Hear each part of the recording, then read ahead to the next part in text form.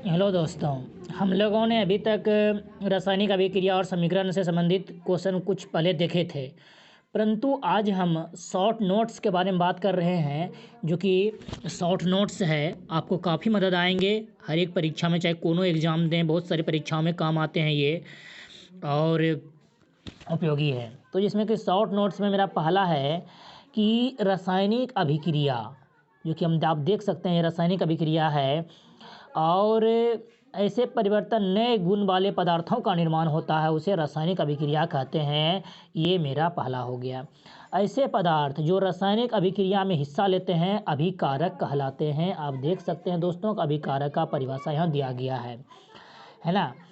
और साथ ही ऐसे पदार्थ जिसका निर्माण रासायनिक अभिक्रिया में होता है उत्पाद कहलाता है। मैंने इस पर चर्चा पहले कर लिए थे, ये शॉर्ट नोट्स है जो कि आपको मिल जाएगा।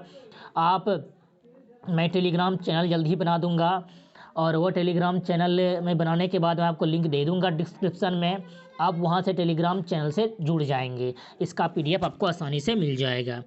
तो यदि हम बात करेंगे तो आप देख सकते हैं दोस्तों, है ना, उदाहरण के लिए भोजन का पचना एक रासायनिक परिवर्तन है, श्वास लेना ये भी रासायनिक परिवर्तन है, लोहे में जंग लगना ये भी एक प्रकार का अभिक्रिया है या रासायनिक परिवर्तन जो बोलिए, मैग्नीशियम के फीते का जलना रासायनिक प्रक्रिया होती है, दही का जमना रासायनिक परिवर्तन होता है।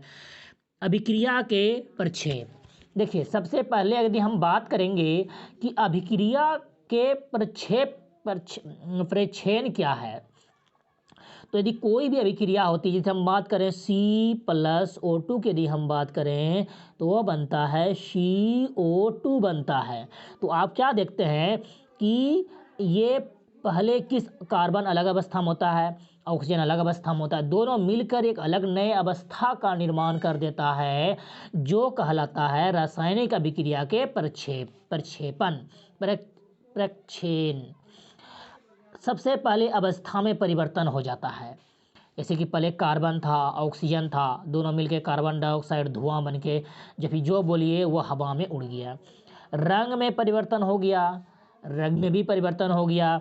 साथ ही ताप में परिवर्तन हुआ, ताप में परिवर्तन होने के कारण, एक अधिक ताप होने के कारण कार्बन डाइऑक्साइड गैस हमेशा ऊपर उठने लगता है और गैस का उत्सर्जन। तो अभिक्रिया में ये 3 चीज़ें मुख्य रूप से होती है। अब हम आगे बात करते हैं दोस्तों कि रासायनिक अभिक्रिया को प्रदर्शित करना, कैसे प्रदर्शित करते हैं। जैसे कि जिंक सल्फ्यूरिक अम्ल अगर अभिक्रिया करता है तो बनता है जिंक सल्फेट, है ना, जैसे कि जिंक सल्फेट तो ये LHS और ये मेरा RHS हो गया। तो जैसे कि इसका उदाहरण यहाँ दिया गया है कि जैसे कि ZnH2SO4, तो ये ZnH2 को हटा के उनका स्थान ग्रहण कर लिया और साथ ही उसको विस्थापित करके उनका जगह लेने के साथ ZnSO4 बना दिया, जिसको हम कह सकते हैं जिंक सल्फेट, और हाइड्रोजन गैस वातावरण में मुक्त हो गया। तो आप देखिए कि यदि हाइड्रोजन की संख्या यहाँ पे अगर Zn की संख्या 1 है तो यहाँ पे भी तो Zn की संख्या 1 है, और साथ ही यहाँ पे H2 है तो यहाँ भी H2 है, SO4 है तो यहाँ भी SO4 है। अगर दोनों की संख्या बिल्कुल बराबर होती है तो हम कह सकते हैं कि वो जो मेरा अभिक्रिया है वो पूर्णपेण संतुलित है, बिल्कुल परिवर्तित है, और साथ ही दोनों ओर से जो बराबर हो रहा है वो पूर्ण रूपेण संतुलित समीकरण है। तो ये था मेरा दोस्तों। यदि हम बात करेंगे तो ये रासायनिक अभिक्रिया से जुड़ा हुआ है। अब हम बात कर लेते हैं कि रासायनिक समीकरण क्या है। तो रासायनिक अभिक्रिया रासायनिक समीकरण द्वारा निरूपित की जाती है। रासायनिक समीकरण में तत्वों के प्रतीक अभिकारक रासायनिक सूत्र भौतिक अवस्था में लिखे जाते हैं। आप देख सकते हैं दोस्तों, जहाँ पे साफ लिखा गया है कि भौतिक अवस्था में लिखे जाते हैं। इस अभिक्रिया में क्या होता है, ताप, दाब, उत्प्रेरक आदि को तीर के निशान के ऊपर नीचे दर्शाया जाता है, जो कि मैंने अभी आपको दिखाएंगे जस्ट नीचे, जो कि हमें उसी मिलने वाला है। और यदि बात करें रासायनिक अभिक्रिया को संतुलित करना तो कैसे करते हैं, तो रासायनिक अभिक्रिया को जो संतुलित करता है वह द्रव्यमान संरक्षण के नियम का पालन करते हुए करता है। रासायनिक अभिक्रिया में द्रव्यमान को ना तो निर्मित होता है ना ही यह विनाश होता है। इसमें द्रव्यमान को निर्मित विनाश भी नहीं कर सकते हैं। मतलब यदि दो तत्व एक साथ मिल रहा है, जैसे कार्बन प्लस ऑक्सीजन मिला, तो कार्बन का जितना द्रव्यमान था और ऑक्सीजन का जितना द्रव्यमान था, दोनों का द्रव्यमान सेम टू सेम, मतलब कार्बन का जितना द्रव्यमान और साथ में ही ऑक्सीजन का जितना द्रव्यमान था वो सब वही रहेगा। वो द्रव्यमान कभी, या जैसे कि CO2 बनाया इसने, तो वो समझ लीजिए कि इसका बिल्कुल भी द्रव्यमान कम नहीं होगा। जितना भी द्रव्यमान है वह द्रव्यमान सेम रह जाएगा। अब हम आगे बात करते हैं चरमबद्ध संतुलित करना। जैसे कि चरमबद्ध रूप से संतुलित करने का जो तरीका है दोस्तों, वो आपको मिल जाएगा। जैसे रासायनिक, जैसे मैंने लिखा Fe+H2SO4 सॉरी H2O, तो मैंने क्या देखा, हाइड्रोजन मेरे पास 2 गो है ना, और साथ में देखते हैं दोस्तों Fe2O3+H2। हम देखते हैं कि आयरन मतलब लोहा Fe 2 गो है, ऑक्सीजन 3 गो है, लेकिन हमारा जो LHS है उसमें ऑक्सीजन 1 ही गो है और साथ में Fe भी मात्र मेरे पास 1 ही गो है, जबकि मेरा H 2 गो है, तो यहाँ भी H 2 गो तो मिल रहा है। हमें इसे संतुलित करना है, तो हमको सीधी भाषा में दोस्तों हमको इसमें LHS और RHS करके प्रूव करेंगे कि हमें किसको कितना देना है, किसको कितना नहीं देना है ना। तो जैसे कि हम इसको संतुलित करेंगे तो हम देखते हैं क्या कि इसको संतुलित करने का सबसे बेहतर तरीका है कि यहाँ पे जैसे Fe में 1 है LHS में, और उत्पाद में कितना लिया गया है दोस्तों, उत्पाद परमाणु संख्या कितना है, 3 ऑक्सीजन है। सॉरी, इसमें 3 ऑक्सीजन 3 होना चाहिए, तो इसमें थोड़ी अजीब तरह से दे दिया है, तो मैं अपने तरीके से बताता हूँ कि आप इसको मत समझिए। अभी कागज में जो लिखा गया हमको इससे कोई मतलब नहीं, हम आपको समझाते हैं। जैसे कि मान लिया जाए कि आयरन यहाँ 2 ठो है मेरा, ऑक्सीजन 3 ठो है, तो अगर हम यहाँ पे अगर हम 3 लगा दें आगे में, जैसे कि हम इसको समझाते हैं इससे दोस्तों कि यदि हम इसको आगे में 3 लगा दें, समझिएगा मेरा बात, हम आगे में 3 लगाते हैं, हम क्यों लगाएंगे वो भी हम आपको बताएंगे, किस प्रकार लगाएंगे हम वो भी आपको बताएंगे।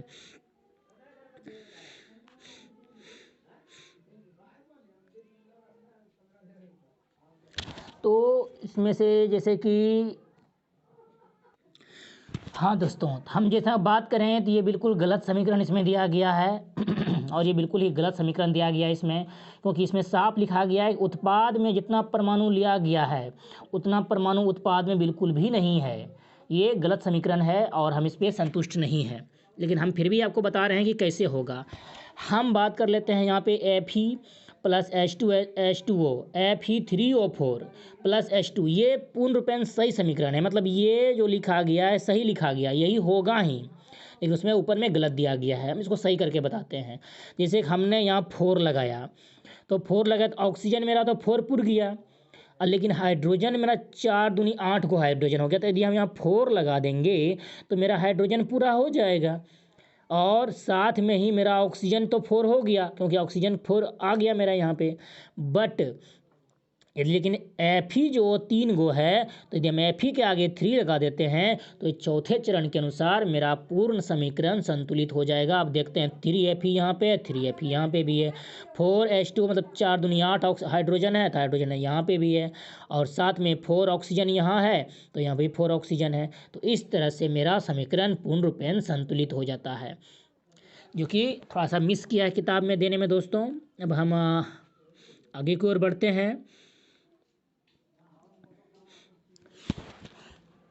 अभिकारकों, देखिए अब क्या है, जैसे कि अभिकारकों उत्पादों की भौतिक अवस्था को लिखना, वो किस अवस्था में रहता है। जैसे कि अवस्था कौन सा हो सकता है, या तो वह सॉलिड में ठोस में हो सकता है, या फिर लिक्विड में हो सकता है ना, या फिर गैस में हो सकता है। ये 3 ही अवस्था मुख्य रूप से होता है, सॉलिड, लिक्विड और गैस, ये 3 ही अवस्था होता है। ये 3 अवस्था में किसी में भी वो रह सकता है। जैसे कि यदि हम बात करें यहाँ पे, तो जैसे देखिए आप ये समीकरण में उदाहरण दिया गया है कि 3Fe ये सॉलिड है, ठोस है, H2SO4 ये गैस है मतलब भाप है, और यदि आयरन को भाप के साथ अभिक्रिया कराएंगे तो बनेगा Fe2O3 और साथ में ही तैयार होगा 4H2O। 4H2O, जो कि हाइड्रोजन गैस हवा में उड़ के वातावरण में मिल जाएगा, जो कि आप देख सकते हैं कि ये भी सॉलिड हुआ और जबकि ये मेरा गैस बन गया। तो आप देख सकते हैं कि किस तरह से ये मेरा सॉलिड हुआ, ये गैस हुआ, भाप हुआ, और ये मेरा फिर सॉलिड रह गया और ये फिर गैस बन के वातावरण में उड़ गया। तो इस तरह से चौथा चरण में क्या होता है, ताप दाब उत्प्रेरक के तीर चिन्ह द्वारा दर्शाए जाते हैं, जैसे हमको तीर चिन्ह द्वारा दर्शाते हैं, और इसके इस भाग को बोलते हैं हम RHS और इस भाग को बोलते हैं हम LHS बोलते हैं दोस्तों। इसके बाद मैंने पहले बताया था अभिक्रियाओं के बारे में, और मैं ये भी बता देता हूँ दोस्तों, मैं ये शॉर्ट नोट्स कर रहा हूँ।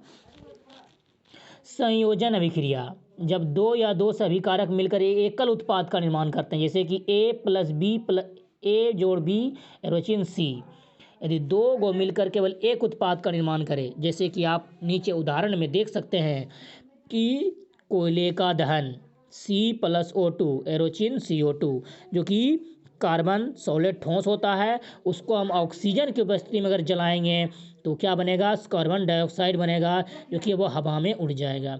जल का निर्माण 2H2+O2, ये गैस है और ये भी गैस है, और जो कि बनाता है जल, और जल एक लिक्विड है, जो कि समझ सकते हैं यहाँ पे जल एक लिक्विड है। और तीसरा बनता है CaO+H2O, तो ये हो गया मेरा सॉलिड, जो कि चूना पत्थर, जिसको हम बुझा हुआ चूना भी कह सकते हैं। और साथ में ही ये मेरा H2O के साथ अभिक्रिया बनता है CaOH का होल2, ये एक्वा, ये गाढ़ा पदार्थ बन जाता है, जिसे हम सफ़ेदी घरों का चूना कर सकते हैं, आसानी से सफ़ेदी कर सकते हैं। अब हम बात कर लेते हैं ऊष्माक्षेपी अभिक्रिया के बारे में। जिन अभिक्रियाओं में उत्पाद के साथ साथ उष्मा का भी उत्सर्जन होता है, जैसे प्राकृतिक गैस का दहन, अगर मीथेन गैस को अगर हम जलाएंगे ऑक्सीजन की उपस्थिति में, तो कार्बन डाइऑक्साइड बनेगा, जल बाहर निकलेगा और साथ में ही हमें उष्मा की प्राप्ति होगी, अतः यह ऊष्माक्षेपी अभिक्रिया कहलाता है। श्वसन भी एक प्रकार का ऊष्माक्षेपी अभिक्रिया ही है, जिसमें कि आप अपने शरीर को छू के देख सकते हैं कि हमारा शरीर कितना गर्म है और कितना हमेशा एक हीट रहता है हमारे शरीर का। अतः हम देख सकते हैं कि C4 जो कि दिया गया है कि ग्लूकोज टूटता है ऑक्सीजन के साथ अभिक्रिया करके, तो कार्बन डाइऑक्साइड, जल और साथ में हमें शरीर को ऊष्मा प्रदान करती है। अब लिखा गया है वियोजन अभिक्रिया। तो वियोजन अभिक्रिया है, वियोजन अभिक्रिया, इस अभिक्रिया में एकल अभिकारक टूटकर दो अलग अलग उत्पाद का निर्माण करते हैं, जैसे A+A एरोचिन B+C, मतलब A अकेला एक तत्व है और वह टूट के B और C अलग अलग तत्वों में विभक्त हो गया, है ना, वही होता है। इसमें यह वियोजन अभिक्रिया दो प्रकार के होते हैं, है ना, तीन प्रकार के होते हैं। पहला होता है उष्मीय वियोजन, उष्मा द्वारा किया गया वियोजन, कि उष्मा द्वारा जो वियोजन होता है उसे हम उष्मीय वियोजन कहते हैं। चलिए हम अगले क्वेश्चन की ओर बढ़ते हैं दोस्तों।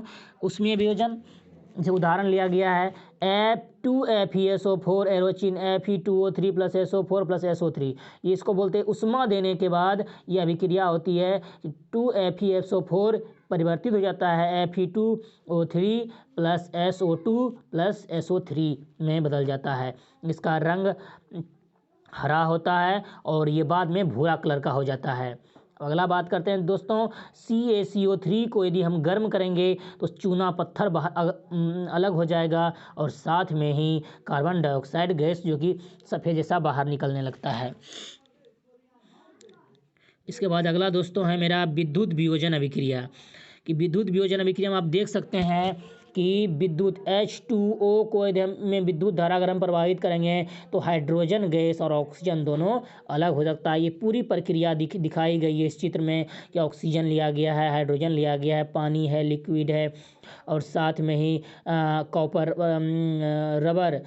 कॉपर है, कैथोड है, एनोड है, स्विच है, ग्रेफाइट रोड है, परखनली भी है, और साथ में 6 वोल्ट की बैटरी जिसे जोड़ा भी गया है। तो यदि हम इस ये प्रक्रिया करते हैं तो H2O जो है वो H2 और साथ में O2 में पूर्ण रूपेण विभक्त हो जाती है। और अगला है मेरा प्रकाशीय वियोजन अभिक्रिया।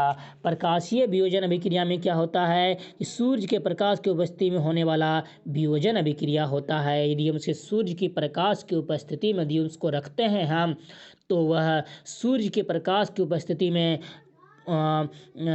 AgCl से चांदी अलग हो जाता है और क्लोरीन अलग हो जाता है। अगर हम बात करें AgBr में, तो ये सूर्य की प्रकाश की उपस्थिति में जैसे ही इसको हम रखते हैं तो यह 2Ag चांदी अलग हो जाता है और Br2 अलग हो जाता है ना। इसका यह अभिक्रिया का उपयोग श्याम श्वेत फोटोग्राफी में किया जाता है।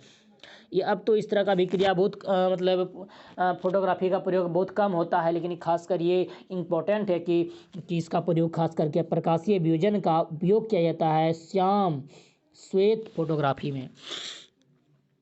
अब हम बात करते हैं दोस्तों ऊष्माक्षेपी अभिक्रिया। जिन अभिक्रियाओं में अभिकारकों को जोड़ने के लिए ऊष्मा, प्रकाश और विद्युत की आवश्यकता होती है, मतलब इसको हम अलग से ऊष्मा में देने की आवश्यकता होती है, वह अभिक्रिया कहलाता है ऊष्मा शोषी अभिक्रिया कहलाता है। तो यदि हम आगे बात कर लेते हैं,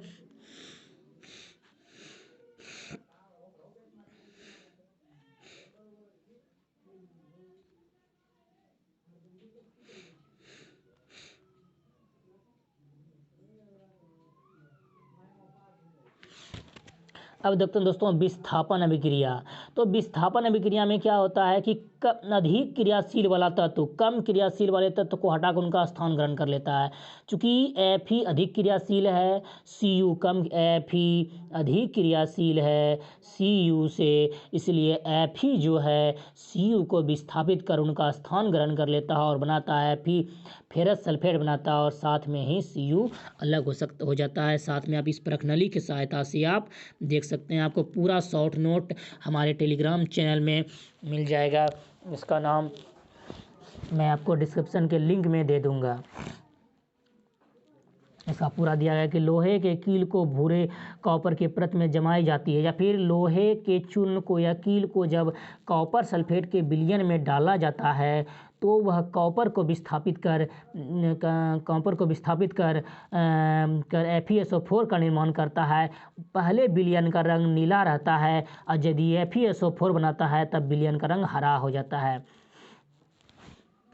अब हम आगे बात करते हैं दोस्तों द्विविस्थापन अभिक्रिया क्या है। तो द्विविस्थापन अभिक्रिया में उत्पादों का निर्माण में दो यौगिकों के बीच आयनों का आदान प्रदान होता है, जैसे कि Na2SO4 plus BaCl2 एरोचिन BaSO4 plus 2NaCl। तो इसमें क्या होता है, साथ में ही BaSO4 एक प्रकार का अवक्षेप है, आप इसे अवक्षेपण अभिक्रिया का उदाहरण दे सकते हैं।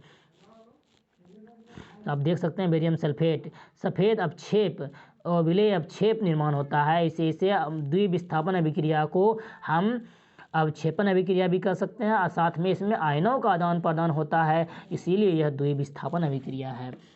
अब हम बात करते हैं उपचयन और अपचयन। तो सबसे पहले बात कर लेते हैं हम उपचयन अभिक्रिया के बारे में। जब किसी पदार्थ में ऑक्सीजन की वृद्धि होती है तथा हाइड्रोजन का ह्रास होता है, वह कहलाता है उपचयन रासायनिक अभिक्रिया। C+O2 एरोचिन CO2, जैसे कि ऑक्सीजन की वृद्धि हो रही है, जुड़ रहा है, C2Cu प्लस O2 2CuO, इस सब में ऑक्सीजन की वृद्धि हो रही है और इसमें देख रहे हैं आप ऑक्सीजन का हाइड्रोजन का ह्रास हो रहा है, तो यह मेरा उपचयन प्रकार का रासायनिक अभिक्रिया है। अब हम देखते हैं हम लोगों का, अब हम बात कर ले दोस्तों अपचयन रासायनिक अभिक्रिया। इसमें ऑक्सीजन का ह्रास होता है और साथ ही इसमें हाइड्रोजन की वृद्धि होती है, जैसे कि 2CuO प्लस H2। तो Cu के साथ ऑक्सीजन हट गया और H2 के साथ ऑक्सीजन आके जुट गया, तो हम कह सकते हैं कि ये अपचयन प्रकार का अभिक्रिया है और साथ में ही यह ऑक्सीजन H2 के साथ जुट गया तो उपचयन प्रकार का अभिक्रिया है, और दोनों अगर एक साथ काम करे इसे कहते हैं रेडॉक्स अभिक्रिया। दैनिक जीवन में उपचयन प्रक्रियाओं का प्रभाव, कि दैनिक जीवन में हमें उपचयन से क्या हानि होती है, क्या लाभ होती है, हम उन्हीं पे चर्चा करेंगे। तो देखते हैं कि दैनिक जीवन में क्या क्या हानियाँ होती है हमें। संक्षारण से कोई धातु आर्द्र या अम्ल के संपर्क में आती है तो उसका ऊपरी परत कमजोर हो जाती है, संक्षारित हो जाती है।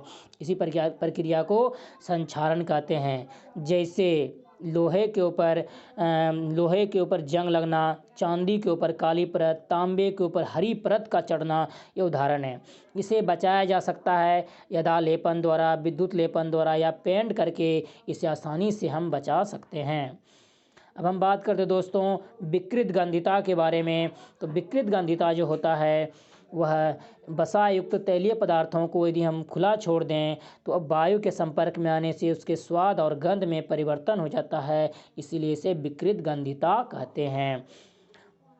विकृत गंधिता रोकने के उपाय: प्रति ऑक्सीकरण का उपयोग करके, वायुरोधी बर्तन का में सामग्री को रख के, वायु के स्थान पर नाइट्रोजन गैस भरकर या शीतलन द्वारा। ये 3 विधि द्वारा हम इसको आसानी से दोस्तों कि हम विकृत गंधिता को रोका जा सकता है और साथ में संक्षारण को रोका जाता है इन सब विधियों द्वारा।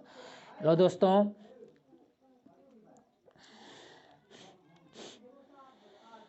ये आज इतना ही। आज का मैंने जो शॉर्ट नोट्स जितने भी था मैंने आप लोगों को बता दिया। अब आप लोग इसको अगर PDF चाहते हैं तो मैंने डिस्क्रिप्शन में लिंक दे दिया है टेलीग्राम का, आप टेलीग्राम चैनल पे जुड़ सकते हैं और साथ में ही आप इस चैनल से मतलब ये इसका PDF ले सकते हैं। यदि आपको मेरा चैनल पसंद आए तो सब्सक्राइब करें, लाइक करें तथा अपने दोस्तों को शेयर करें। थैंक यू, धन्यवाद।